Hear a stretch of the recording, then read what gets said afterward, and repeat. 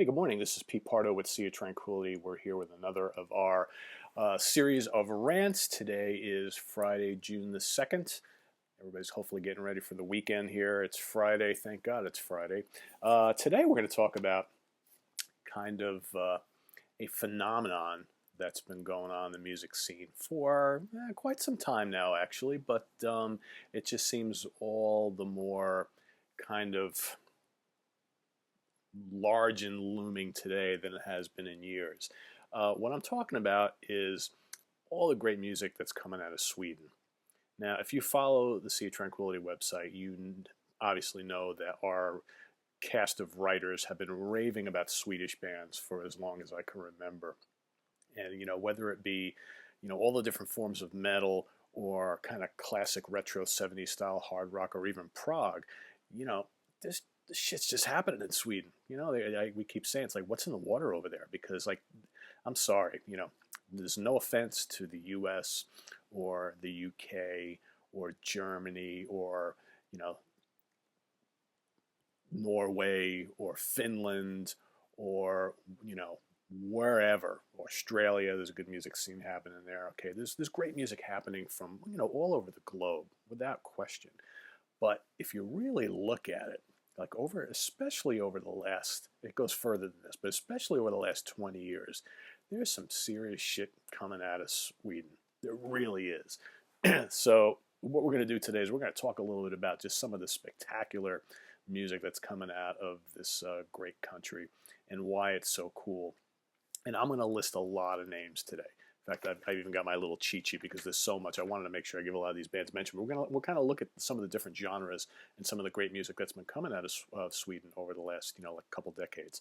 So probably the first time we really started to take notice of what was coming out of Sweden. And this is debatable first time, but there was this band for most of us here in North America, especially this band, practically unknown, but there was this little band in I believe the very early 70s called November, okay, who were a wonderful throwback to like the bluesy heavy rock, excuse me, of like say Cream and maybe early Black Sabbath and Led Zeppelin, certainly Blue Cheer, right? But they sang in their native tongue, which for some of us other parts of the world, a little bit hard to listen to, but musically, some really, really cool music. Now, now that I'm a bit more grown up, but older, I can listen to those early November albums, and that's some serious shit going on there. A little bit of Mountain, right? That's just really chunky, heavy, bluesy rock guitar. Good bluesy vocals, sung in Swedish, but still. So that was kind of the seeds for a lot of like maybe the heavy music that was to come out of the country.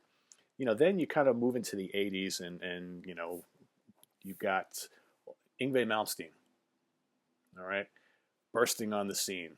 Yngwie, the guitar god, love him or hate him. He was one of the most exciting guitar players to hit the scene in the early mid-80s, kind of taking what Eddie Van Halen, Randy Rhoads, Uli John Roth, to that next level. He kind of had this neoclassical thing going with, so he took like, bits of Blackmore and Roth, and, certainly the violin influence, Paganini, as well as a little bits of Hendrix, right? Did his own thing. So, first he appeared in Alcatraz, not a Swedish band, fronted by Graham Bonnet from the UK, and then put together his Rising Force band, which was mostly comprised of Swedish musicians. So you had Yngwie doing his thing, really coming to prominence in the 80s. And then, all of a sudden, you've got this other band pops up later in the decade called Europe, all right, who had actually been around in that early mid-80s time, but really didn't explode till the Final Countdown album. Again, more of like a hard rock / pop sound. A lot of people kind of compared them to that whole U.S. hair metal scene, but Europe never really were all about that. I mean, their original sound was rooted in classics like Deep Purple, Rainbow, Thin Lizzy, that sort of thing. Another really, really solid band. If you listen to their early albums, it's really good stuff. So, but at the same time, you had a band come out who decided to go a different path. Candlemass, who kind of took that Black Sabbath thing to a different level. Maybe added in some of the epicness of the early Rainbow albums, mixed with that thunderous doom. Messiah Marcolin on these operatic vocals and these great Sabbathy, slow and punishing riffs. But then, lead guitar, kind of like Malmsteen-ish, right? So they're something a little bit different. So that was kind of like the 80s. So, then as like the 90s came around, all of a sudden you started to see, this explosion of extreme metal.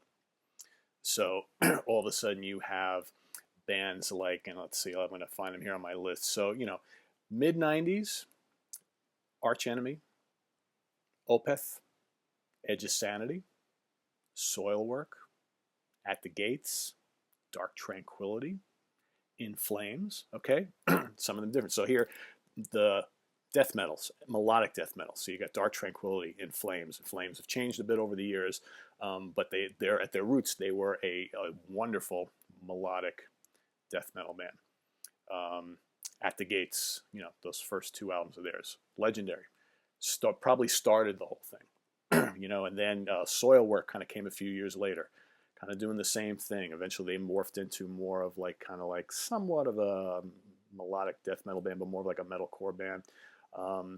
Edge of Sanity with Dan Swano, okay, took the early Swedish death metal roots, turned it even more progressive. Then Opeth, okay. Opeth have started off as a raging death metal machine that used bits of prog, okay, and folk and psych. And then eventually, as the 90s and the 2000s, they went full-blown extreme, progressive extreme metal. And now they're basically a prog band who also does like kind of retro 70s hard rock type stuff. Okay, Arch Enemy, on the other hand, decided to take a much more melodic stance with tons of virtuoso guitar solos, the twin lead guitar solos. Originally with a male vocalist, then morphing into a female-fronted death metal band. Okay, but very melodic. Okay, lots of virtuosity. So so where does that leave us? So then you had some of the more progressive bands, okay, who kind of bridged that gap between progressive metal and power metal. A band like Evergrey, who added emotional elements, maybe some gothic elements into their prog and power metal stew. Very unique vocals. What else do we got here? Meshuggah, all right, who basically started their own genre called djent, whatever that's supposed to mean. But again, lots of staccato, complex rhythms and polyrhythms, complex time signatures, insanely complex drumming, right? Barking vocals, huge bottom-heavy riffing, okay? And these kind of snaking, meandering Alan Holdsworth-style lead guitar solos. Really unlike anything we'd ever heard before. I mean, Meshuggah kind of, started that whole thing, And then, Dissection, where do they fit in? Okay, kind of like this cross between death metal and black metal, right? A little bit of both. A lot of satanic lyrical imagery and whatnot. Entombed, again, classic early death metal. Oh, what else we got here on my list of doom? Therion, all right? Here's a band as eclectic as it comes, doing death metal and doom and power metal and progressive metal, little bits of folk, a lot of prog. Again, they've evolved over the years. Done a lot of different things. What else? Let's talk power metal for a minute, okay? Hammerfall, right? Halloween, for crying out loud, could be one of the first, European-style power metal bands.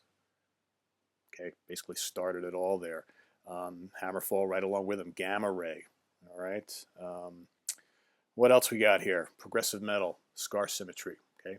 A somewhat newer band. Great job of combining, death metal with complex progressive and symphonic metal. Really interesting stuff. Let's see. Catatonia, All right, again, started off as this kind of like doomy death metal band, and over the years they've added this kind of Catatonia is kind of hard to describe. You know, they're somewhat gothic in nature, but not just this real melancholy kind of, you know, atmospheric metal now. Whereas in the beginning, you know, they had the full-on death metal growls and the slow, doomy song arrangements. Now, you know, a little bit different. A lot of melody, a lot of textures, a lot of atmosphere. Again, something different, but so Swedish, right? Grand Magus. Okay. Retro, doomy, hard rock, epic metal, whatever you want to call it. A stoner, okay? They've kind of done it all, you know. Amon Amarth. Viking metal, I guess, sort of. It's death metal, but it's got to have the Viking mentality, you know. Just a lot of melody, but thunderous, you know. A lot of people love those guys, you know. And then you start to, you know, move into bands that are doing this kind of like retro 70s hard rock, and there's a lot of those lately. So many of them. Been so many good ones, you know. Starting off, you know, Graveyard kind of hit the scene, oh, I don't know, maybe not quite 10 years ago. Again, doing that kind of like Pentagram, Black Sabbath, elements of the Doors, and all these other like old bands from the 70s. They don't exist anymore, obviously, but they kind of opened the gates for bands like Witchcraft. Okay, Witchcraft, who again had a love for late 60s and 70s psychedelic and hard rock. You know, a lot of elements of Pentagram and Sabbath and Zeppelin, you know. And then you got bands like Horizont and Trouble Horse, who also throw stuff like Cactus and Grand Funk Railroad into the mix. Deep Purple, right? And bands like Brutus and Mandrake, okay? Langfinger, Captain Crimson, Blues Pills, right? Great female-fronted heavy rock. Greenleaf, Sideburn, more of like a doomy type of thing. Geez, what else? Jorn Lande, okay? It's as Swedish as you get. It's one of the best singers out there, okay? Doing his kind of like Dio, Sabbath meets Whitesnake type of thing. You know, fantastic. Spiritual Beggars, okay? Kind of the Arch Enemy connection. So you go Michael Amott's kind of stoner, retro, hard rock band. Fantastic. You know, if you love that classic Deep Purple and Rainbow sound mixed with kind of like a Sabbathy stoner influence, can't go wrong there. Great guitar work. And then, if you know, we can go, and then Ghost, all right? Can't not mention Ghost here in this discussion, who, you know, another band hard to classify. You know, they take like 70s hard rock and pop and prog, and, you know, this kind of like Blue Oyster Cult thing meets a little bit of early Merciful Fate with lots of prog going on, keyboards, and just really cool, catchy vocals. And they got the whole gimmick thing, you know, with the masks and the costumes and stuff, you know, pretty interesting. And then, you know, Sabaton, if you love that sort of thing, that crazy, you know, war-themed power metal stuff, you know. And how about like more of like a straight progressive metal thing? So you got Seventh Wonder, okay? You got Pain of Salvation. You've got like Nightingale, again with a little more AOR elements in Nightingale's music. Stradivarius, okay? You know, one of the pioneers of that sound. Who am I missing here? Who am I missing, folks? Avatarium, okay? That's a kind of an offshoot of Candlemass. Again, really cool female-fronted epic doom and like progressive metal. Really good stuff. And then, you know, also you've got a lot of really good kind of melodic rock and AOR coming out of Sweden. A lot of really good stuff. You know, like one of my favorite bands of, you know, kind of currently right now is this band called Eclipse, who just really good. You know, they take that kind of like 80s melodic hard rock sound, you know, with all the hooks and everything like that, and throw in like the virtuoso guitar riffs and solos, just one anthem after another. They're on Frontiers Records, and they've got a bunch of albums out now that are all really, really strong. So, you know, the long story short is, and I didn't mention everybody here. Obviously, there's not enough time to do that, but I just wanted to kind of give everybody like a nice cross-section of all this great music that's coming out of Sweden over the last couple decades.